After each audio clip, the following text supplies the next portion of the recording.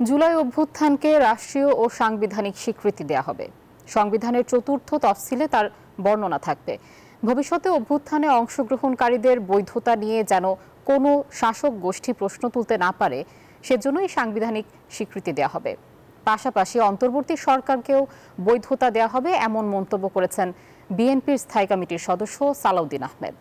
ঢাকা বিশ্ববিদ্যালয়ের টিএসসিতে গণ অভ্যুত্থান নিয়ে ছাত্রদলের আলোচনা সভায় বক্তব্য রাখেন তিনি।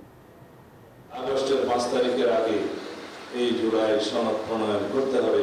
আমরা এটাকে বলি জাতীয় সনদ, কারণ জুলাই ঘোষণাপত্রের সাথে জুলাই সনদ বললে অনেকে কনফিউজ হয়ে যায়, সেই জন্য এটাকে জাতীয় সনদ বলা দিতে হবে।